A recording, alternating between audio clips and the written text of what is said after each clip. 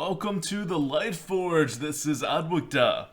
This is Merps. We're getting into the holiday season. We are heavily into the Feast of Wintervale meta, BM The meta. I don't best know what you meta. want to call it, but hopefully everyone's having a great time with the new expansion. I don't know. I always have more fun when Happy Feast of Wintervale is here. It just makes the game more festive, right? Like whenever something happens, you and your opponent can share in the festiveness and the RNG that is Hearthstone. I don't know. I love it.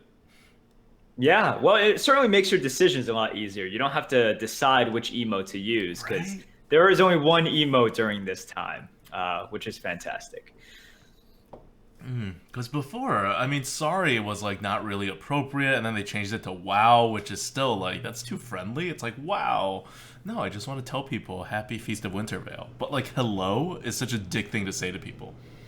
This is the perfect Yeah, balance of like community Hearthstone-y kind of building. I don't know, I like it. yeah, I think so. I think so. But anyways, new expansion is out. We have been playing it for a while. Um, and what do you think, man? Having fun? Yeah, I mean this is great. This is not anything like Karazhan. It's not anything like OG. Those things changed the meta, but it was like stuff that you kind of. It was very easy to kind of adjust yourself into it. I thought because it was so one directional and all the classes partook in it, and it was very much anchored by these like neutral cards, or in the case of Karazhan it was anchored by Firelance Portals, which might as well have been a neutral card considering all the classes that were played had access to it. And now it's actually very different, right? You have each class kind of doing its own thing, which is if you saw our preview videos, you saw me bitching about it there for a little bit. That's the rock paper scissors meta, right? One thing beats another kind of deck beats another kind of deck. There's not much you can do if you don't have the right kind of deck to match up to it. But it actually hasn't been as bad as I expected, partly because the offering rate is not quite what we expected it to be, and also because of that, right? Jade is not really a thing. Like Jade is not a thing in the arena at all. I have played about a dozen arena runs right now, and until yesterday on this 12-win priest mod run that we were hanging out with the mods and the mods were doing for priest, I had only seen 3 Jade golems in the arena. So in my first 11 MSG runs, we have seen 3 Jade golems, like 1-1 Jade golems. I mean, never a 2-2. So Jay's not a thing, and that kind of breaks the rock paper scissors of it. So now you just have like Cabal-y kind of like control decks, and even those are kind of diverse, right? On the board, off the board, Warlock kind of does both. And then you have the Paladin Goon style, which is this like late mid kind of like burst of tempo on the board. So it's been really interesting. Yeah, definitely. It's interesting that you also talked about the like not seeing Jade and because of the offering bonus thing, and that offering, but like we that thing is still up in the air, right? Like Yeah, we are still not sure. yeah. So right now, we asked Ixar, who was a developer at a part of the balancing team at Blizzard, and like what the actual offering bonus actually is, because there's some disagreement on Reddit about it. And so he said it's the same as OG, which is 50%, but that they expect that internally it hasn't changed from OG, which internally they try to set it at 2 times, which is plus 100%. So basically, we do appreciate Ixar coming to us with some information, just because communication is great, but the message seems to be a conflicting message, which Well, is it's not a conflicting message; it's just wrong I mean, he's saying two things that can't both be true. in the same That's sentence. Yeah, right, right. That's what I mean by conflicting, yeah. right? He's like, my Right. red panda is blue. I'm like, okay, So I just want to know what color the panda is. You're not the helping. problem right now we're having is Arena Draft says it's 50%. Hearth Arena says it's 80 to 100%, depending on The class, uh, the class, which is bigger issues if they're actually which right. is bigger issues. So, and obviously I don't have the numbers in front of me, even though I'm sure Hearth Arena has bigger sample size. I'm pretty sure both of them have enough to be statistically This significant. is not hard to figure out. Like It shouldn't be. I don't know. every single card is offered on this rate. Every single Right. draft is offered on this rate. This is not like how good is a Yeti, which takes a much larger sample size to figure out. This is more like what classes are you seeing in the arena, right? Something like that, where all the inputs are the same. There should be no arguments about it. That's a whole different Sure. issue. That doesn't really like. I mean, it doesn't really have anything to do with the arena, right? That's just two people who can't agree on what the actual facts are. And so we asked Right. Blizzard, who actually knows, right? These two people are basically sitting there looking at their data and trying to do their own, like, figure it out. But Blizzard actually knows, and Blizzard doesn't really know, is kind of what the conclusion I'm arriving at is, Or, at least the mean, Blizzard well, no. balance team I- doesn't really know and didn't have a position on it, right? Like if you're a design member of the Blizzard and Hearthstone, and you're in charge of making the arena experience balanced or fun or whatever, right? And you had a position on what the offering odds should be, you would know, right? You would be like, what's the offering odd? Oh, yeah, it's like plus 100% or plus 50% because I made that decision. Whether I'm right or not, right? Totally different story. But at least I Right. would know because I took a position on it. And from Basically, Ixar's there's just a disconnect between, because Blizzard 100% knows, right? Like someone within Blizzard 100% knows. well, no, but the computer knows. Blizzard knows. Like yes, and they are The able to get it. non-human person Blizzard knows, yes. The organizational knowledge is somewhere, either written down or at least in the code. Right, it's somewhere. But Not there is a necessary that any disconnect there. human being at Blizzard actually knows what the offering rate is. They can find out, Oh yeah, they but can definitely there's find no out. guarantee anyone knows. But there is definitely sort of the disconnect there between like what Ixar is willing to give out or wants to No, give out I mean, or you saw can his tweets. acquire. He, then- it's not like he's not willing to give it out. He's not like, oh, we're looking at it. Right now, all I can tell you is he's like, look, it should be the same as OG because we haven't changed it, and that's plus 100%. So it's not that they're not willing to give the information or it's secretive. Like they don't know or he doesn't know, and he either couldn't find out or was too busy to find out last week. But I hope someone knows. But like Ixar is part of the balance team for the arena. So if he doesn't know off the top of his head what the arena offering rate is, which defines the meta, it means they didn't think about it. And he kind of like said they didn't really think about it. He was like, well, OG seemed okay, so we're using that one. Which is fine if that's the actual position, but he doesn't even know what the OG offering rate is. The OG offering rate, by the way, there's no controversy there. It's just plus 50%. Arena Draft says it. Hearth Arena, anyone who ever looked at it says it's plus 50%. So, like that's kind of where we're at, which is not a very great place. But at least they're talking, I guess. And I asked them to like resolve the discrepancy, and he like hasn't responded. Then Right. We'll see. so yeah, we said 50% last week. That's based on arena drafts. Now, not entirely sure what exactly it is, but it's somewhere between 50 and 100%. I guess, and we're still waiting on Blizzard for it. Okay, enough about that. That's not the important stuff. You have a good feel for the meta and the offering odds, and I think the most noticeable area that it comes in is with Jade cards, because that's what's influenced by offering odds. You have more of them, all the Jade cards become great. You have less of them, you have fewer of them, all the Jade cards become like basically 1/1s, right? So because of that, you see a lot of the Jade cards not kind of doing their thing, right? Like you don't face Jade rogues or Jade shamans. You face rogues and shamans, and every like fourth or fifth one, they happen to have like Jade golems going up to like a 2/2 or a 3/3, and you're like, oh my god, what the hell? That's such a weird synergy, right? Which makes Jade synergy on the same level as like other random card to card synergies that you just like see in the arena. Yep.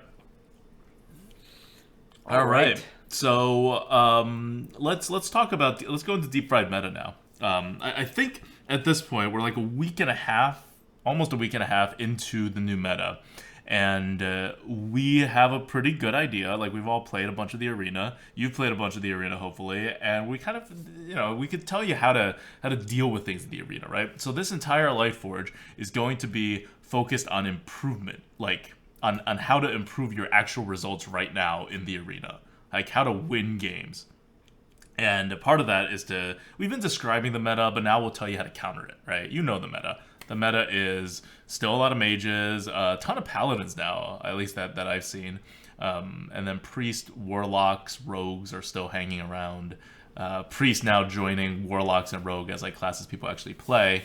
And the other four classes, not so much, right? Like, not a lot of hunters, not a lot of warriors, not a lot of druids, and not a lot of shamans. Yeah, basically. And it's kind of annoying seeing mages still at the top. I remember like the first 2 days, you basically didn't really see any mages, and now like you see a ton of them again, right? Not too surprising, because even in sort of the doomsday scenario, mage was always going to be at least tier 2. But I was really hoping for a scenario in which like we'd see. Do you think like, you see more mages right now than paladins still? Yes. Okay, yeah, me too. Yeah, definitely. Me too. So, it's a little bit disappointing, but I don't know what we expected otherwise. It has to do with the offering odds, right? Like, this is all controlled by the offering odds. They put cards out, which made the mage worse, but one, like, when it comes to people you see in the arena, it's not just which classes are better, right? It's which classes they're comfortable with, and everybody by this point is comfortable with mage. Like, unless you have just picked up the game, in which you're probably still more comfortable with mage, you know how to play mage. You may not know how to play, like, priest, right? Or like warlock. Right. And paladin has changed a little bit in terms of how you play it. So yeah, but there's still a lot of paladins in the arena. I have definitely seen a rise in paladins, if anything. Right. Well, that's another comfort class for many people. Yep. Yep. Okay, so let's talk specific strategies. General draft strategy point number 1. We've been hammering this in since we saw the whole like card dump and all the MSG cards. Take your freaking 2-drops. Almost every time, I've seen someone be like, including me, be like, but this other card's so much more valuable. And it's like within like, I don't know, 10 points on our tier list, which is actually a pretty large margin, right? That's really big. Within 10 points on our tier list right now is like the difference between a Yeti and like a super below average card. Like, I don't know, like a Oasis Snapdraw or something. Like, that's a huge difference. But like anything within that range, you take the 2-drop or else you don't curve out. Now, in some cases, it's okay to not curve out, right? Like if you have a lot of ways to get back onto the board, including a lot of taunts and or heals, then it's fine, right? You don't necessarily need a 2-drop. Maybe you don't want to give up that much value. Or if you're a rogue, and then you have a 2-drop, it's your hero power. It's not like the greatest 2-drop in the world, but it's a functional 2-drop. So you also don't need to go that far down in value. And speaking of Rogue, we're actually adjusting our tier list. We've done a lot of things with our tier list in the last week. I've been very busy making a lot of things more sophisticated in the back end. And one of the things that's going to come out tonight, maybe tomorrow, is this Rogue 2-drop adjust, where we're removing portions of the curve bonuses for cards just for Rogue, like for neutral cards. Just to take into account the fact that you could really you've always been able to dagger on turn 2 and been fine on the curve. Yeah. So, it's part of the luxury of playing Rogue. Yep. So that's coming, and that'll make the tier list for Rogue dramatically different when it comes to a drafting experience. Like it'll be like 2, 3, 4 points lower, I think, for most cards. Okay, so let's talk specifics. Let's start off with the goons, the Grimy goons, of which you don't really see warriors or hunters a lot. So what you do see are paladins, and like we said, right, we see a lot of paladins. So what do you do with that? How do you beat the paladin now? What is the paladin doing? And let's say you are a normal class like the rogue, or I don't know what a normal class is these days. Like maybe a druid. Like what do you do? Sure. So these days, let's focus on what the paladin wants to do. The paladin, because they have all these hand buff cards, they're going to sort of maybe just stay even on the board or maybe even fall behind a little bit to buff their hand. They still have cards to make sort of a comeback onto the board by buffing, such as the Silver Moon Portal, Blessing of Kings. They still have all of that. They're just a little bit slower than before. So this sort of the stuff that you did before as well, if you have a good clear, take that. Take advantage of the fact that they don't have a ping with initiative. But now something really, really different and like really game changing, I think. Read their hand. It's huge. Now, by them buffing their hand, they give you tons of information. I love it. Like it's they sort of benefit their own hand by buffing it. But if you are a player who wants to play around stuff, like thrives and plays better with more information, you love the fact that you now see exactly how many minions / non-minions are in their hand now, and you can play off of that. Yeah, you can play off of it because they're minions. They're not spells, so they probably don't have initiative. But keep in mind, it skews the odds. It's not a guarantee, right? There are definitely charge minions. They exist. Oh, of course. There is we're going to talk about it later. Bomb Squad is a new card, and it is rare, but a lot of people are drafting it. And so these are all cards that could mislead you if you're thinking like, oh, they definitely doesn't have any removal, or he definitely doesn't have any reach. But you can also make like pretty educated guesses on what they could possibly have, right? Like, for example, they don't have a board clear, right? Right. That's a pretty easy assumption to make, outside of maybe if you're at the 6 mana zone, right? Maybe you have Corrupted Seer, the stuff like Corrupted that. Seer. What they don't have is they don't have hard removals. You don't have any minion that has initiative and is a hard removal, right? You don't have like charging pit snakes yet. So there are some things you can definitely figure out. And that is something that you have to use against the paladins, because the hand buffs are otherwise like very powerful. It banks tempo, but only usually for a turn or two, and then all the tempo comes out, and it's way more tempo than whatever tempo they lost before. So the hand buff mechanic for the paladins gives them this late mid-range tempo. This late mid-range tempo around turn 7, turn 8, turn 9 is when you're going to lose the board if you cannot deal with a 3 swing. So I'm saying a 3 swing because that's the most number of cards they can reasonably buff and play from their hand. And this is the swing of essentially +3/+3 more than you should get. Like, they'll usually buff 2. They'll sometimes buff 3, and every now and then they'll buff 4. But even if they buff 4, they can't play it all out on like the same turn or like on 1 to 2 turns. So what you're looking at is generally 3, and that's a bigger swing than you may think, but it's something you have to prepare for. Now, normally, you always have to prepare for a swing of 2. And when I say prepare for a swing, I mean you have the board, you're trying to look at who has the board right now. And whenever you're looking at who has the board right now, you look at the total amount of mana the other person will have the next turn and what amount of tempo pressure they can normally output onto the board. And that's usually the same as the amount of mana they have plus like 1. So they have 1 mana, they can put out like 2/2s worth of stuff or remove something for 2 health. If they have like 5 mana, they can put out 6/6 worth of stuff or remove something for like 6 health, right? That's generally the normal, like they have not done anything crazy. Like if you watch our stream, that's when we're like, that's fine. Like it almost doesn't matter what they're doing. It's like, this is within normal expectations and I am executing my game plan. So you normally have to prepare for more than that though. Like if you're trying to think of like, I'm on the board, how much pressure do I need on the board?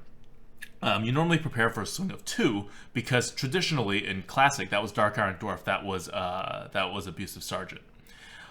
But these days, like the swing gets a little bit larger. Against Paladins, you definitely need to prepare for a swing of 2. Like not just clearing their board, but also preparing for a swing of 2, maybe even a swing of 3 from a dead board state. Right? A lot of the swings before required a certain amount of board state, right? You either have to play into a board clear or into a hard removal, right? Like think of Assassinate, your 7 mana minion, or even your 6 mana minion. They just spent 5 mana and got rid of 7/7s worth of stats essentially. But there are things you have to play into. The hand buff mechanic is unique in that you don't have to play into it at all.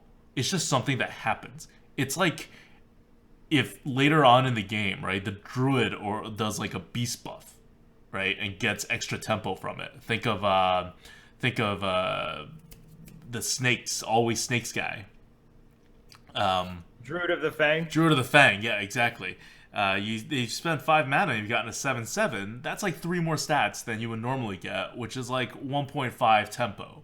So that was a pretty ridiculous swing before, right? Like, people got mad at that when that happened. They're like, oh, what? How do you get a 7/7 out of that? And it's a very good card if you get a 5 mana 7/7. But that's still only a 1.5 tempo swing. The Paladin can, from a dead board state, now pretty easily do a 2 to 3 tempo swing. And that's something you need to prepare for, which means, like, you're wondering, like, okay, fine, so now that they can do it, what do you do against that? Well, what you do against that is starting in the mid-game, like we're talking turns 6, 7, 8, 9, you need to be over-tempoed on the board. It's a Paladin. Yes. He can't punish you that much for being over-tempoed anyway. It's not like he has a quality Consecrate combos, but you have to get those attacks out on the board. Or you have to kill him. So your 2 paths to victory are, 1, well, first of all, in order for him to do anti-tempo stuff, he has to like go a little anti-tempo, and he's a paladin. He doesn't have that many ways of controlling the board in the early going. So if he doesn't do like the 1 or 2 like early game paladin tricks that gets him the board, which if he does, you're screwed, right? You've always been screwed. Nothing new here. But if he doesn't do that, which is like 80-90% of your games against paladin, you will have the board. And your entire job is to make sure the paladin stays off the board until he dies, right? That's always been your goal. But now you have to prepare to be able to take care of a 3-point swing. So if you have, let's say, a 3/3 on the board going to his turn 8, you need to output normally like 5 mana's worth of stuff to like keep even. Well, now you need to output 8 mana's worth of stuff. So 8 plus 3 can equal his 8. This is what you now have to prepare for. Now, some of your tempo may not come from the board. It may come from your hand. So, for example, you have a hard removal in your hand. You could be a little like less stringent about that, because that means on the next turn, your initiative will be able to recapture any like big swings he tries to do. And when paladins do big swings, they a lot of the times get kind of big minions, right? So your hard removals are a bit more valuable now against paladins. But anyway, that's your mental state now when you have the board and you're trying to control the board. So a lot of the times people will like do weird things. I mean, not weird things, normal things, like try to play on curve. And even if that means you have less attack on the board, because the minion you're playing is a little anti-tempo or has a taunt or draws a card or whatever. Don't do that against the paladin, because you're going to lose the board and you're going to lose the game. So you need to output the right amount of tempo, and the right amount of tempo should be as wide as possible, because if it ever comes to, like, especially if you can't output, like, what if you can't output a right amount of tempo, right? Like, Right. what if you're not in a position where you can do that? You have the board, but you know the next turn, if they do a swing or in 1 or 2 turns, they're going to get the board back. Well, now you need to go face, because you're not winning this one. So in that case, you need to spread out as much as possible and start hitting face. Because if he outputs his tempo cards, he doesn't really control which cards he plays. He needs to play the cards that are buffed already, right? The cards that have the tempo. So you can, sometimes they're just big cards. Sometimes they're not taunts, right? And then you can go face and kill them. So the 2 ways is, 1, if you can manage to control the card advantage / tempo that the paladins get, you do it. And the other point is, if you think you can't, then go wide. So then, and try to hit face, you can get the reach. So the paladin's going to try to kill you on turn 8. The turn 8 push that we keep talking about, right? Turn 8, turn 9, that's when they're going to get on the board, and that's when they're going to make their push. So you make your push before then, or you can make sure that you have enough of a board or like, cards in your hand that you can withstand their push. Anyway, that was my giant monologue on dealing with the paladin. So it seems like you have some thoughts on this. I think what you said is definitely true. And one big picture thing that we've talked about from before that is still very true now, Paladin is just as, if not more so, an inflexible class, right? Mm-hmm. They do not have sort of, I don't know if mobility is a good word, but they don't have all of these options, right? Like they do play a little bit differently in that from like what you said, they can sort of put out tempo from a dead board state, Yeah. which is something that they weren't able to do before. But at the same time, their sort of new grimy goons theme or mechanic basically is just about them being a little bit value oriented, putting out stuff onto the board, hoping it sticks, and trying to get value out of that. So you basically just play Paladin in the same way, in that you don't expect them to have like the mage flexibility or sometimes even like the warrior amount of flexibility that they could have. So use that to your advantage, and definitely know when to flip the switch, right? Yep. Like what you said, if you are not sort of prepared adequately to like keep on trading, you got to go face. Yeah. You know when you're prepared or not, just from math. It's pure math at that point. Yep. So you can do the math there, and then you can also sort of like think about, it's like, oh man, what happens if he plays a Grime Street Protector, right? Like can I even play around that? Like that's something you definitely have to watch out for. Grime Street Protect in the mid late game, Grime Street Protector and Smuggler's Run. Is that the card? The card's called Smuggler's Run, right? Smuggler's Run is the 1 mana spell. The 1 mana spell, yeah. So Smuggler's Run and Grime Street Protector, they do the same thing. Like once for 1 more mana, but it gives them a 1/1. Which means that your tempo equation on the board is the same. So those two are essentially the same cards in the mid to late game. No, wait. So Grime Street Protector is a 7 mana card. Oh, sorry, not Grime Street Protector. Sorry, I meant. Okay. All these cards are named Grime Street. I remember doing this. We were doing the co-op with the mods, and then someone's like, "Oh yeah, do we play the Grime Street?" And the person with the mouse was like, "All 4 of our minions are called Grime Street." Like, this is not descriptive. Yep. So Grime Street is the Grime Street. What am I thinking of then? Grime Street, the 2 mana 1/1? Outfitter. Okay. So the Grime Street Outfitter and Smuggler's Run, your 2 common Paladin handbuff cards, are essentially the same in the mid to late game. Which means that if your opponent has those cards, which they probably will because they're very frequently drafted, and at least Smuggler's Run has pretty good value. You're going to see them, right? Like they not only have the offering bonus, but they're double because there's 2 cards. So that's what's driving this Paladin meta right now when it comes to dealing with Paladins. As for Grime Street Protector, I don't play around that card. That's your 7 mana. It's a rare card. Yeah, it's a rare card. It's a 7 mana 6/6 taunt that gives divine shields to stuff on the board.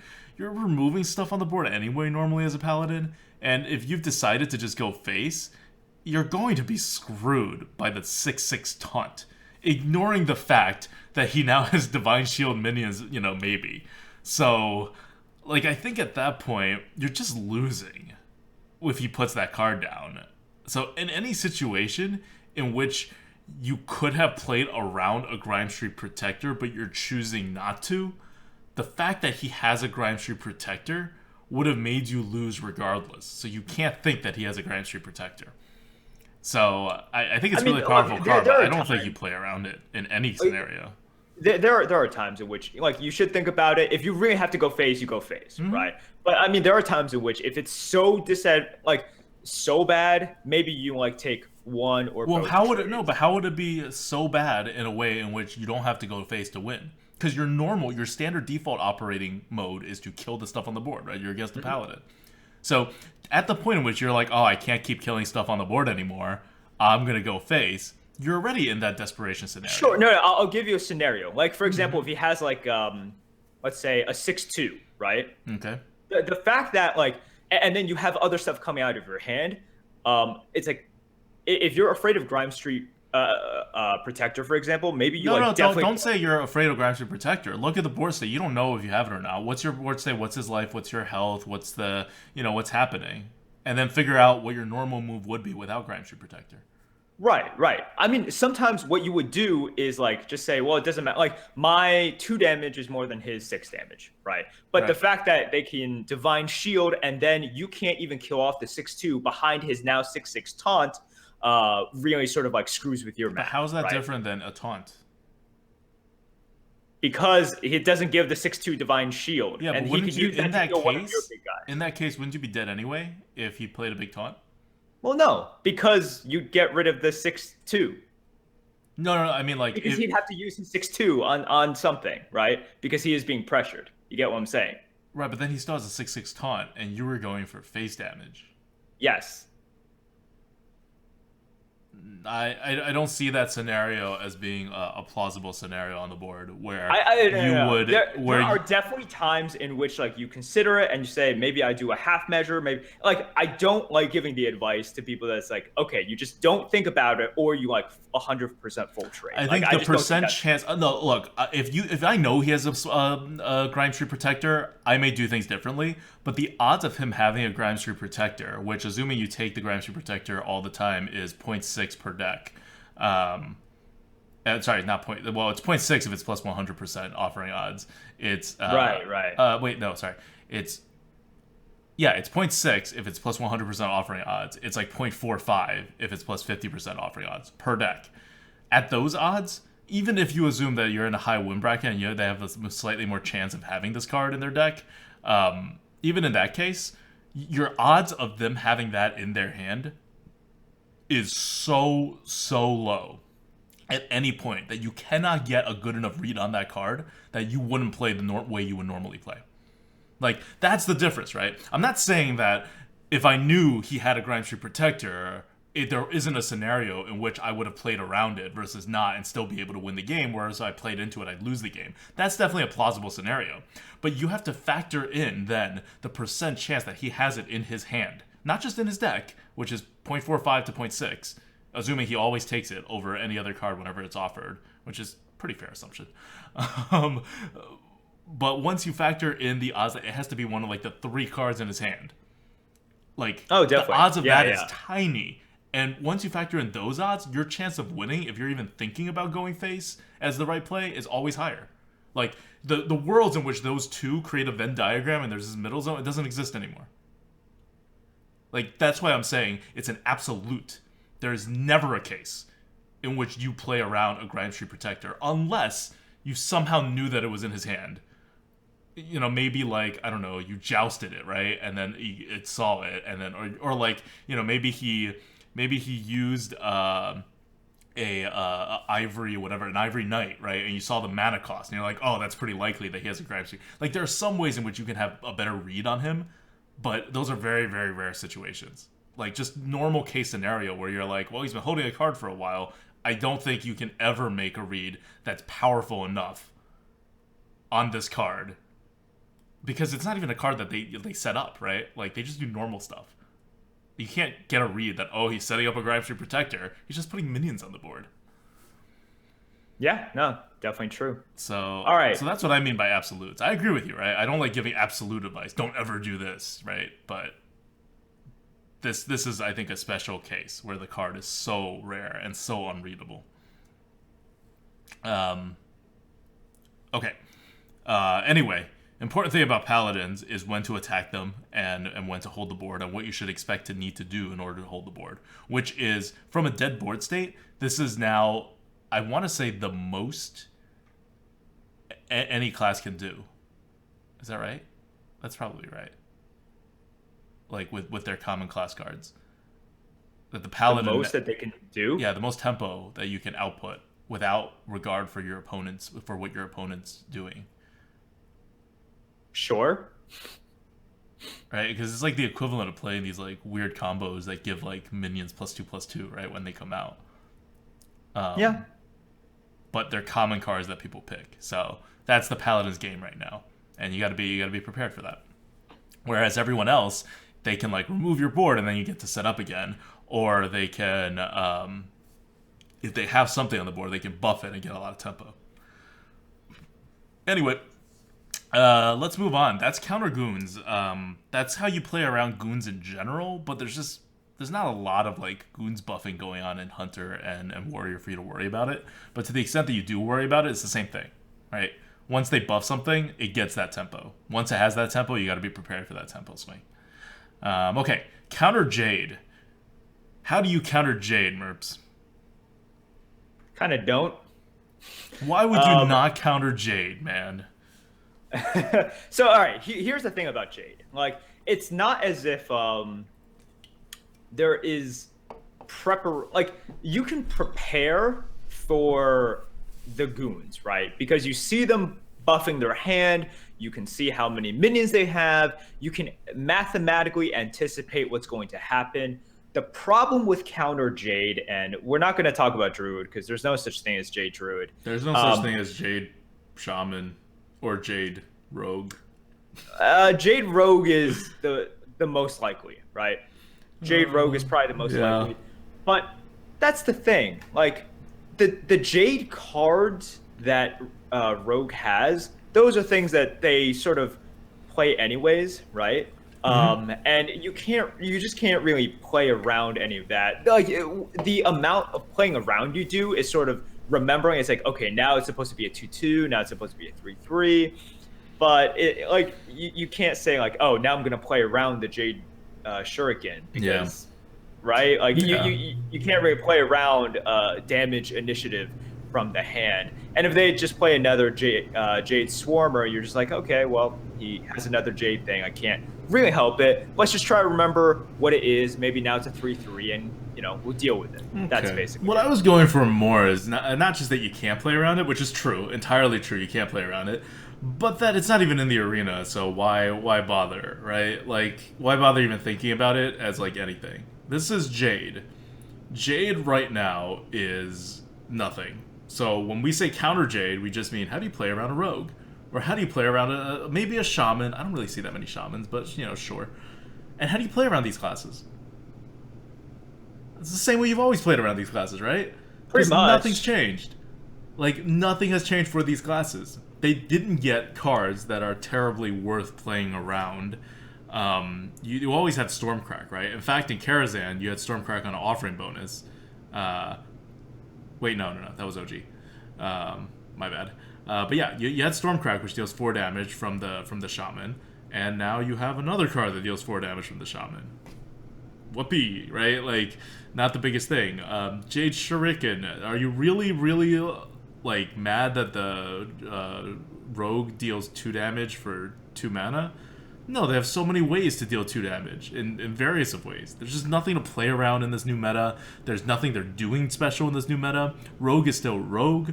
Shaman is still Shaman. They're just using their old cards with some new good cards and new okay cards that aren't worthy to be played around. And doesn't change how they play their game. Yeah.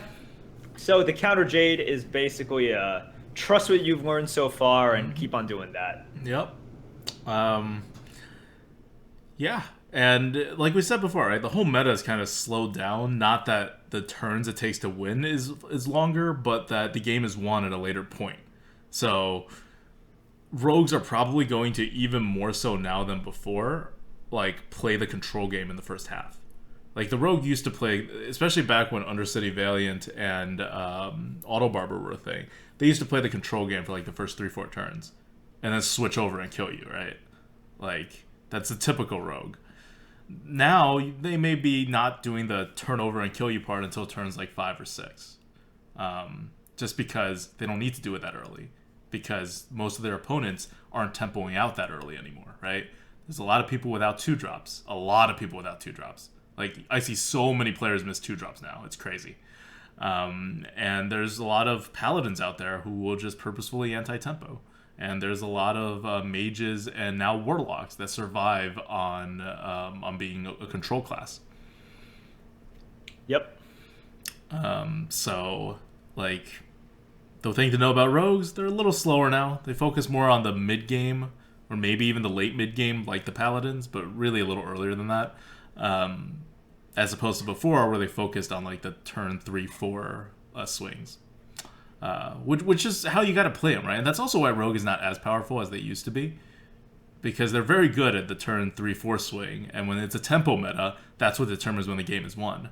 Now the game is won later than their comfort zone, so they've got to be, like, a little more flexible on things, which moves away from their power area. Okay, so finally we have Counter Cabal. These are the three top classes in the arena right now. They're all Cabal. and they are mage, priest, and warlock in some order. We have mage first still, um, but I think you can make arguments for everything. Like maybe I'm just not used to how to play the warlock in this new meta, but I haven't had like the biggest success with warlock, and priest is always so RNG. Like that hasn't changed. You get your cards. Your opponent doesn't have their cards. You win. You don't. You lose. So, what do we do here? And I kind of want to break this out to each individual one. So let's go one by one here. One by one. What do you want to start with? Man, I guess let's start with mage first. All right, let's do mage. Mage is tried and true. So let's talk about what they got in the new expansion. They got nothing. They got nothing that they really want to draft, and there's an offering bonus, but it doesn't matter. So with mages, well, it matters, and then it makes them worse because the makes them offering bonus gives them more bad cards. It makes them a little bit worse, but they're still really good. Mm-hmm. So how do you play around a mage? It's kind of the same thing, right? But now they do have a volcanic potion. It's a rare, but they have another form of early game AoE.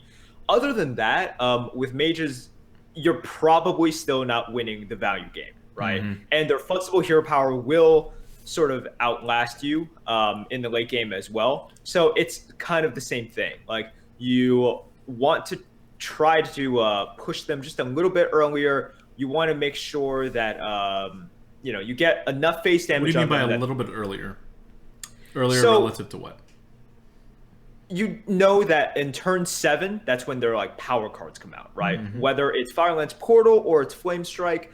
And once that starts happening, if you don't already have them at around like 12, 15 health at least, I think it's pretty tough to really like get them down further. And then that's when they play their value cards. That's when they play follow-up spells as well. So you want to be making sort of like that turn, chip in a little bit of damage on turn 5, make like a good turn 6 push potentially, and then finish them off after that. Yep. Yeah. I mean, I think it's still the same.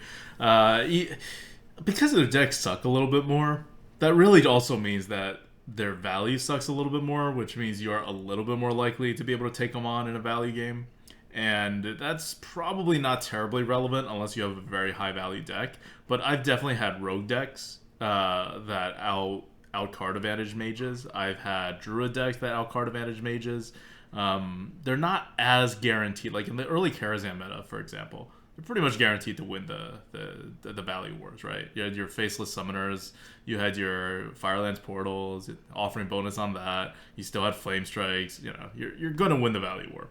Not so much these days, right? They don't have as big of the things.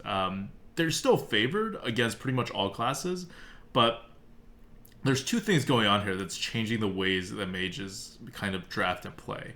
One is just what I was talking about, which is lower value means smaller stuff. So when the total value of a deck goes down a bit, your value may be more likely to beat theirs. But more than that, the two counter classes for the mage, possibly third one is Hunter, but the two main ones were always Warlock and Priest, right? Because you're trying to mage plays the off the board value game. As the Warlock and the Priest, if you get the board, you just win. So that counters mage. Plus the mage hero power is like fully countered by your hero power once you have the board. For the Warlock, you do have to be on the board. The mage will punish you, but unless the mage is hitting you to the face, you are going to outcard advantage the mage, not the other way around. So the fact that these two classes both got significantly better is pretty bad for the mage trying to play a value game. Because what happens if you're a mage and you try to play a value game? You're losing to every Warlock and Priest you see. They have better cards than you now. And you're doing things that allow them to play their game. You always have been, but mages used to be so good that they can kind of, like, you say priest counters mage, as in priest doesn't do as poorly against mage relative to how they do against other classes as other classes did. But now they're actually kind of a pretty hard counter. So yeah, they definitely have the power cards now to compete with mages. Yeah. So if you're a mage and now there are some priests and some warlocks in the meta now, how do you keep up your good win rate, right? Like how do you do that? you have to draft a little less all in on the value side, or you have to stop taking value for granted. So you have to actually try to make those big value picks, or you have to have somewhat of a tempo game in which you can have a win condition versus Warlock versus Priest. So those two pressures are pushing the mage in terms of how successful. And when I say pushing, I don't mean like every arena player is out there thinking about this. I mean the ones who aren't are much less likely to go as far as frequently. So overall, when you get to like 7-8 wins, you're seeing much more of these kinds of decks, which is not like a tempo mage, but a regular mage with a tempo like win condition if they face a priest or a warlock. So, Yeah. it's something to keep in mind. It's not exactly the same mage as you've seen before, and it's harder to play, right? Like I've always said, mage is one of the classes with the highest skill ceiling, and it still is. It still is. It's one of the most well designed, best classes in the arena. For that Blizzard has done, and they designed the whole game around mage, so it's not a huge surprise that in a situation that requires fundamentals like the arena, mage shines and is good to play and has a high skill cap, but they have to use some of that skill now. It's no longer like skill or no skill, you're still the best class. Now it's like, okay, you got to use your skill. It's more roguelike, right, but in a different way. Yeah, definitely. Okay, what do you want to do next? All right, let's talk about the kind of the it class, Warlock. The it class. Ugh. So, what's so special about the Warlock in MSG? Ooh. So, look, obviously, when you're dealing with a powerful, like a class that sort of has risen because of an expansion, a lot of it has to do with the cards, right? So, advice number one with the Warlock: always remember that they have Abyssal Enforcer. Remember that they have Fellfire Potion. Remember that they have Blast Crystal Potion. These are sort of the game changers, which has elevated the Warlock. Huge game changers, right? These are all cards that like does a lot of stuff. Right. So going into turn 7, Abyssal Enforcer with the offering rate, you can definitely. That's something you definitely should try to play around if you can, right? And now it's before, when you faced a warlock, you knew that Siphon Soul was pretty, it wasn't like it wasn't always on the other side, just because it's a rare card and also it took up 6 mana, right? Yep. Now Blast Crystal Potion, with common being an offering rate, you got to be a little bit careful about just dropping that like Captured Your Monger out there and be like, all right, this is fine. Like, I'm okay for the next turn. Mm-hmm. You could very well just get blown out by a Blast Crystal Potion and just end up losing the game right there. So just things that are a little bit different from previous expansions that the Warlock now has. Yep. So it's about individual cards when it comes to the Warlock. It is. I think that's the big takeaway. And that's really not the same when it comes to the Priest, and we'll talk about it later. But when it comes to the Warlock, their board clear thing is now like a thing. It's now not just... It's a thing. It's a thing. It's not like, they also have, double-sided board clears, maybe play around a Hellfire. It's like a real thing now. It's like everybody has it. You will see it at some point against a Warlock. They will take it, and you will need to deal with it. So... let's look at double-sided board clears. What are double-sided board clears? And this is the Abyssal Enforcer and the Fellfire Potion. What are they really good at? So one thing they're good at is that they're cheaper versions to do board clears if you don't have a board, right? Yep. But again, we have the normal Flame Strike problem where Flame Strike is good, but you know how we always say it's not too powerful? It's because it's just 4 damage, right? And even if like Fellfire Potion, it's 5 damage, but you can't ping, so it's basically like 4 damage. It's essentially like 4 damage for the mage, 5 damage for the warlock. So it's not... It'll get you a lot of boards, but especially when you're now up against these like paladin overbuffed minions and just minions have been getting bigger in general, it doesn't quite cut it. And if it ever doesn't cut it, you lose the game as the warlock because they're hitting your face and you're a warlock, right? If they ever hit your face too much, you're dead. Right. And I don't mean that in the way that every class, if they hit your face too much, you're dead. I mean, like with the warlock, if they hit your face even somewhat, you have no cards left, you have no hero power, you're dead. Um, so it's not really that good in the situation that most people think of double-sided board clears as being good for. Where it really, really shines is when you have a board and they have a significantly bigger board. Right. So Because now that you have options. you put your minions into their minions and then you double-sided board clear. And now you can clear anything. Like literally anything on the board will be cleared. And especially with something like an Abyssal Enforcer, you then also get a 6/6 on the board, which is very threatening. So that is how double-sided board clears work. And if you're playing against a Warlock, you have to have that in your consideration. You have to always think, if he has a board, he probably has a board, he's a Warlock. If he has a board, I really should not put out a big board that's bigger than theirs. Now, what really sucks for the Warlock is when you put out a board that's the same size as theirs. Yeah. Because now that's a dead card. The double-sided board clear in that area would become a totally dead card that they can't play. And they could, like, Warlocks get very, like, clunky, right? Like, they start having to, like, hero power, play what cards they can, but then the more cards they play, the more that Abyssal Enforcer or Hellfire or whatever, Fellfire Potion, is a dead card in their hand. So, there is this scenario where you would prefer to get value or to, like, farm for value with your hero power or whatever while putting similar sized boards on the board instead of putting, like, over-tempoed board, especially if you're like a paladin or something like that, some class that can go from nothing to like a huge tempo. Yeah. So yeah, that's one of the considerations I would make based on those cards. And the other one is Blast Crystal Potion, right? Like, they have a hard removal. We've said this before when we were talking about how Warlocks have changed in previous Lightforges, but they now have more hard removals, or the same hard amount of hard removals as any other class in the game. Mages, rogues, they're right up there now because of the offering bonus. Or they're close to being right up there. So you gotta play them in the same way. And you're not used to doing that, but you have to now. Like, just pretend you're playing a mage, essentially. When it comes to setting up your board and how your tempo swings can go against you. Anything else? Other than that, they're kind of the same. Which is to say, other than everything being different, they're kind of the same. You still want to hit their face. That's still very important. Basically. All right. So, should we move on to the last Cabal class? Yes. The last Cabal class is...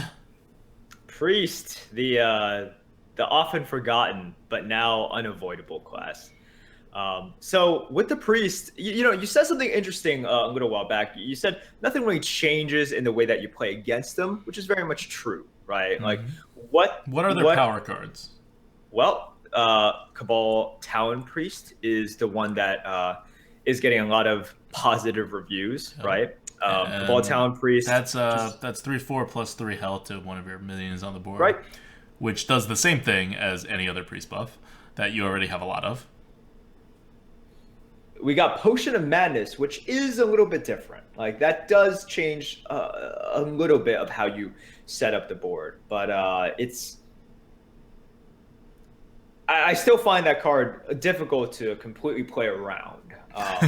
Yeah. I mean, what are you gonna do, right? Like, sometimes I do like bait it, like right. If I have a situation in which I'll just let him use 1 mana to like cleave me, basically, right? Like, just so that later on I can set up a board with like a 6/2 or something and not be scared that it'll get totally removed, or if I have like a Pit Snake or an Emperor Cobra. Right. And priests also have in the common slot the 5 mana 5/5 with silence, which is really good. Like I think that's surprisingly good. Yeah.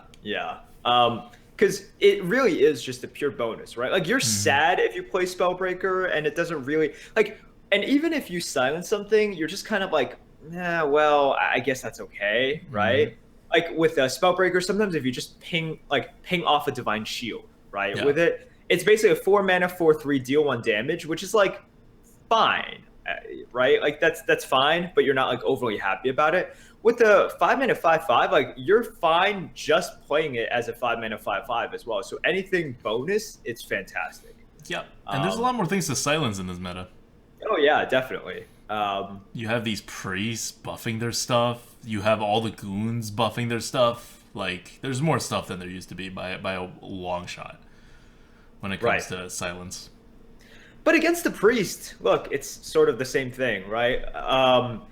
If they have a 2 drop on the board, and you always try to get rid of it because before it was Vanglands, now it's Cabal Town Priest.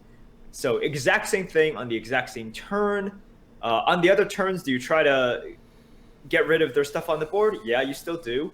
Playing around Potion Madness if you can, right? Like that's something. Other than that, it's sort of the same old, except they just have really powerful cards. Yep. There's really not much to say about Priest. Yep. I'm kind of glad that the offering bonus isn't as daunting as we all thought it was going to be, because Priest would have been even more ridiculous, and that would have caused a pretty bad meta. So I actually like the offering bonus where it is when it comes to like Priest and Mage and Warlock and stuff like that. It's the Jade cards that really suffer. Like, Jade could have been like a real thing if they had doubled the offering bonus. Okay. So that's it for Deep Fried Meta. I think that was pretty thorough about like the classes and how to face them and which classes have changed. Really, like Paladin, Warlock are the biggest like game changers in terms of how you face them.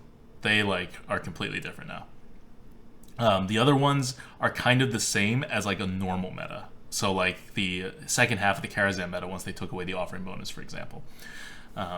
And overall, like, if you're trying to play this meta and you're like, what is going on? I don't get it. Like, this is a good meta to be playing in. Paladins aside, nothing too weird is going on, right? Like, you're playing the arena, you're learning your fundamentals, you're pressing on it. There's a little bit more RPS going on, but it's not as bad as I thought it was going to be, actually. Yeah, I agree. Okay, so that's that. Question from the GOAT. All right. So, question from the goat. Look, I think this is appropriate given that we just talked about all three of these classes, right? So, Adwicta, let's be a little introspective for a second. Let's be a little reflective for a second. If you, Adwicta, were to join a gang, which one would it be and why? Oh. Oh, wow. If I had to join... Okay, so if I had to join one of the three gangs. Well... And why do you think you would be a good fit in that gang? Okay. Well, it's not Jade. Because Why? I would have to Why start out Jade? with 1/1 Jade Golems, and that seems like a pretty crappy deal. Well, no, you would be the cannon fodder so other people could get like 2/2s after you die. Yeah, see, not really up my alley. That's just not something I'm looking to sign up for. Okay, sure. So Jade seems like the most punishing. Cabal has a good deal going, right? They have all these super Right. powerful potions, a little random, but like it's a lot of power going on there. And the grimy goons, you kind of know what you're getting, but I feel like that's more relatable to like my everyday life. Whereas if I had a bunch of potions, I wouldn't really know what to do with it. But if I was like part of like an arms smuggling ring, that would be like something I'm capable of. I could like apply my management skills to that. I could like I could really work with that. So I would be most comfortable in the grimy goons. I think it's got to be grimy goons, right? Like they actually help each other out somewhat. I'm guessing it's like them sort of like buffing up each other's morale and not just like injecting each other with steroids. I don't think that's and it. they don't accidentally kill themselves. They can only buff themselves, like each other. Right. They can't like Well, explode a potion and destroy everything or turn you into a sheep. yeah, I mean the cabal thing, like it's a little bit too close to like an illicit drug den, and that's not something I want to get involved with. The goons, like the worst thing is like I guess steroids, which is still pretty bad, They but don't have to use whatever. steroids. They're guns. The +1/+1 isn't steroids. It's guns. How do you know it's guns? Because it's Smuggler's Run, and they show a lot of guns in there, and then it's Grime Street Outfitter, and it's a dude with a whole bunch of guns. They're just giving people guns, man. There's no steroids. Or Okay, so if you there keep is on giving- steroids, that's not what's buffing. That's not what Hearthstone's about. Okay, I guess so. I'm sorry, Hearthstone is about funnel, Funnel cakes. cakes, and- yes. Yeah. All right. Anyways, I guess we're both on the goons, which kind of makes me not want to be on the goons. but I think the What goons are would you big be? enough Would you that be I the can paladin be. goons, or would you be the hunter goon, or would you be the warrior goons? Oh man, probably not the hunter goons. They got some like weird animals in there. I don't Yeah, know. Like they look pretty like vicious. you don't Maybe want your just like chinchillas to get hurt. You don't want to buff your chinchillas. You the don't want to beast. give a chinchilla +3/+3. Chinchillas are 1/1, by the way. That's the default for all animals, like normal animals in Like Hearthstone. alley cat, like alley Yeah, cat like and a alley chinchilla. cat, Sure. like sheeps, like snakes, like everything, spiders, Spiders. squirrels. They're all 1/1s. It's a very good precedent. So you don't want your chinchillas to be like 4/4 chinchillas. No, because then I think that they would actually try to like beat me up and eat me. I think right now I still have power over them, which I will take. So all right, I think it's decided. We're both joining the Grimy Goons. I'll join the Paladins. All I don't right, know. all right. So I'm obviously joining the warriors. All right, yeah, yeah. All right, good. So we don't have to like be neighbors or anything. I mean, we'll be neighbors. We won't have to like be in the same thing. Fantastic. All right, question from the GOAT brought to you by our patrons, patreon.com/grinninggoat. Thank you so much for our patrons, this month's top patrons. And by this month, I mean November, not December, because we're late. We'll do a December one at the end of the month. It's 4P, Afro Ninja, Talon Dragon, Ingo, and Ugbog. Thank you guys so much for your continued support. We really appreciate it. And so we're going to end this with Card Good Bad and then a priest class talk. So Card Good Bad, we were going to do Emperor Cobra because that's been like moving around a little on the tier list based on like some assumptions I'm making about the Emperor Cobra. It used to be like the best 3-drop. Now it's like one of the best 3-drops. I think it's like 4th or 5th now after we redid the assumptions that go on into it. So I think it's in a good spot right now, and I think it's making our tier list better. But I don't need to talk about that. It's not a card that is in the MSG. Let's talk about Bomb Squad. Let's talk about it. We see it a lot. You draft it a lot. It is the second highest neutral rare card right now that we rated, Bomb Lobber being ahead of it. So why don't we just make that comparison first? And it's ahead of Matter Bomber. So why is it not as good as Bomb Lobber, and why is it better than Matter Bomber? And how do you use it? When do you use it? How do you like save it? Do you just play it on something? You know, sometimes you just like bomb lob something with 2 health. Do you like bomb squad something with 2 health? So, all right, let's do the Bomb Lobber versus Bomb Squad comparison, right? Mm-hmm. Same mana cost. You get to target with Bomb Squad, which is pretty good.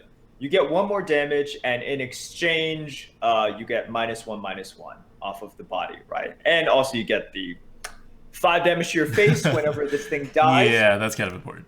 Right. So in the end, you know, like when we looked at Bomb Squad, we're like, wow, like obviously being able to target something is really great. The extra damage is really great. How much does the 5 damage hurt, right? And for us, we concluded that the 5 damage is significant. Mm-hmm. Like it is going to hurt you quite a lot. Like you will lose some amount of games because of it, right? You're just giving your opponents 5 more damage of reach. Like, right. Imagine that happening every game. That's a death sentence. Right. So that, like, when we looked at it, we were just like, okay, you know, like, yes, face damage is a resource up to a certain point, but we really do see it as a non-negligible drawback, right? Like a drawback that you really have to take into consideration. But comparing it to something like Matter Bomber, like, we hate RNG, right? Yep. For the tier list.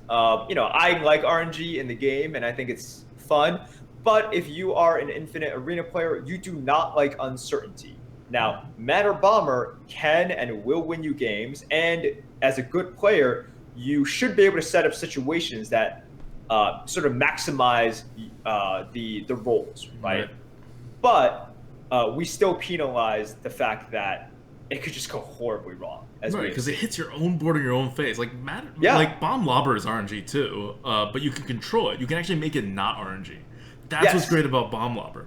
There are so many scenarios where you can make it not RNG, or in which you really don't care where it hits, right? They have 2 4/4s on the board. Good, right? You don't care. With Matter Bomber, Like, if you have a board, it's not even a playable card.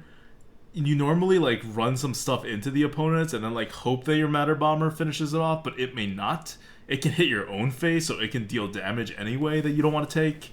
Like, it would be such a ridiculous card if there was some way to like really cut down on that RNG significantly. But you know you can't, which is why the card is what it is. But and Bomb Squad does get rid of that. Does get rid of that issue, but it costs you 5 to the face, right? Which is like bad situations with Matter Bomber. So it's like building in like Matter Bomber doing something bad, but not awful, right? Right. And then it adds a couple of extra stats on top of that, which is why it's like a little bit better, and it's not RNG. So I think Bomb Lobber being above Bomb Squad is a very important thing.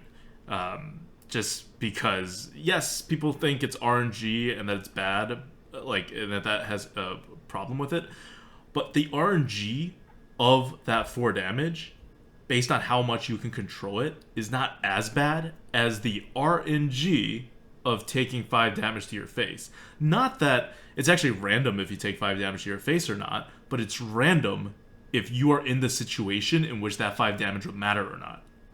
So people don't think of Bomb Squad as RNG, but in the sense that like all card draws RNG, for example, and like all games have like, you don't know what your opponent's doing, you don't know what cards they have, you don't know what cards you're going to draw and how your game is going to play out. A lot of things are this like second level like RNG, and Bomb Squad makes that so much worse. Like, it narrows the zone in which you can play a normal game. And isn't that the whole point of RNG? Like, Yeah. the whole problem with RNG is that it prevents you in some percentage of cases from playing a normal game where your skill will, or end deck quality, will destroy your opponents. Bomb Squad does the same thing, just in a different way. Like, and I think that is the point that a lot of people aren't, like, thinking at that level on, right? Because it doesn't feel as RNG. Like, Bomb Lobber literally has the word random in its text. Bomb Squad doesn't. Draw a card doesn't. But they are still using elements of randomness in the sense that they limit the zone in which you are okay. Like, we like to say, that's fine for that zone. Go back to the Paladin talk that we were talking about before. In that normal zone of expectations and that things are okay, we say that's fine. Bomb Squad. That is something we say a lot. We say a lot, and that's what we mean when we say that's fine. It means this is within the normal realm of expectations where I can play the game. Bomb Squad narrows it a bit, just like Bomb Lobber does, but Bomb Squad narrows it at about the same rate as Bomb Lobber, if not a bit more, because that 5 damage is a 6 of your health. So that's the penalty of Bomb Squad, and you can just track it, right? Like, how many times do you lose the game because of a Bomb Squad? If it's like 1 in 6, that's too much. Way too much. Okay. That's Bomb Squad for Card Good Bad. For the record, the numbers are Bomb Lobber 63, Bomb Squad 59, Matter Bomber 57, and Sledge Belcher is also at 57. So that's where the taunting starts, where you actually give your opponent a chance to do stuff, but is otherwise the same kind of like removal plus bodies kind of deal. Okay, let's finish this up with Priest Talk. What's going on with the Priest? We talked a lot about the Priest. Yeah, we already talked about it somewhat, so we can make this somewhat quick. Look, Priest has really powerful cards, right? Like, they just gave Priest really, really powerful cards. It doesn't change the way that Priest plays or that you play against the Priest. They now just have so many good options and so many good and powerful cards. That's basically it. So the thing with Priest, though, and frustratingly, something that has still stayed the same is the drafting RNG and the draw RNG of Priest, right? Yes. That has not changed. And that probably will never change unless something, they print like expansion after expansion of all of these flexible Priest cards. Because Priest is always going to be powerful. Like, if they have as soon as you said that, I thought about the Druid losing the very last element of its identity. Start giving Priest right? choose 1 cards. Yeah. But with Priest, it's still going to come down to if you have a good draft and you draw well, you're going to just completely roll over your opponent. Um, and if you don't have a great draft, and sometimes your like you draw situational cards and the situational cards aren't great, then you're going to lose, right? Yep. Like you are going to feel extremely sort of helpless. Hopeless. Yes. Yeah. So that's still the same. It's just the situations in which you can get ahead, you're going to steamroll so much harder these days. So that's sort of how Priest is right now. Yep. Completely agree. The thing with Priest, so we got a 12-win run yesterday, and by we I mean mostly the mod team with me interjecting now and then. And it was really fun to watch because it was a lot of discussion going on, and it was like a good deck, but it wasn't anything like terribly special as far as the deck goes. It's amazing to just kind of watch it and just see like how many like very basic fundamental level, like which one do you buff, which one do you heal, which trades do you make. Would I rather have a dead minion and output another minion, or would I rather get some value and heal this minion? In which case does it not matter? Like, it's a lot of very like micro kind of fundamental Hearthstone skills that come into play, as opposed to like terribly huge big picture considerations. So in that sense, I mean, and it should be, right? It's like the opposite of like a warrior or a hunter or something, where you're always trying to like manage your big picture like thing, right? Like what's my win condition? What do I do? As the priest, it's pretty obvious. Like, get the board, make your stuff on the board stay alive, and get more of the board, and punish your opponents for playing any kind of minions, and then eventually have a card advantage while still having the board. Like, and then you win, right? Your opponents can't burst you down if you have a board, because you will remove their minions, and you can also heal your face if you get too desperate. But yeah, it's a lot of those decisions, right? How much tempo do you need? What to do to set up your next move? When you can like card draw and anti-tempo a little bit and still have it be okay. Because as the priest, it's very dangerous to draw a card. Like, you need that board so bad, and every time you draw a card, you lose like one tempo at least. But it's also very valuable to get these cards, not just for the card advantage's sake, but for the sake of like having stuff to do. Because as the priest, you kind of have to play reactively to your opponent, but you have to play reactively to your opponent by being on the board. It's the Warlock style, right? So you're anticipating what your opponent's going to be able to do the next turn, always on this turn based on what you play. So that's what you kind of do as the priest. And if you're having a lot of like, if you're not having a lot of success as the priest and you think you're drafting good decks, think harder. Like, slow down. A lot of decisions may seem like it's obvious, but that's only because it's obvious if you're a mage or a paladin. Like, as the priest, those very small fundamental details get a lot more complicated and a lot more impactful. Not like whether to go face or trade, but how to trade. If there's ever a choice of how to trade, or who to heal, or who to buff, or whether to trade and play a minion, or to just heal the minion, like, think really hard about that. Because it's not something anyone else thinks about for any other class, so you're not used to doing it. And it's not like too hard. You really just have to turn plan a turn or two ahead, and the answers are like blindingly obvious usually. Like, there's usually a right answer and a wrong answer for the priest, which is why I don't think it's a hard class to play. But you do have to think about those stuff. And you don't think about those stuff as other classes because you can't heal stuff as other classes. So it's a different way to think about the game. And if you're, I know a lot of people are like, oh, Priest isn't as good as I thought it was going to be, even though I think I'm drafting good decks. Like, I don't think Priest is hard to play, but you might be playing it wrong if you don't play Priest very often. So the way that to play Priest hasn't changed, but the way that you would normally play Priest, while not difficult, is very different from how to play other classes. So, maybe this is a good time to learn the Priest. And it is one more way to play the arena, right? Like, one more thing.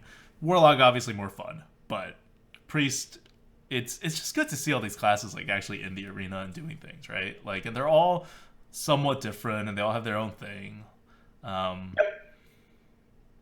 Yeah, I just want to end with this thought that, and we'll talk about it more on the next Lightforge about class balance, but I think class balance in the arena is the best it has ever been when measured from either the class parity among classes or the difference between the best class and the worst class. Yeah, it's good. Get out there and get wrecked by some priests, guys. or be the priest, as we will in the coop coming up next. Okay. All right. Until next week, this is the Lightforge, and I'm ADWCTA. This is Merps. See you guys next week where we will have Ratsma on the show. Oh, is Rasma coming next week? He is. Nice. All right. We'll see you guys. See you guys.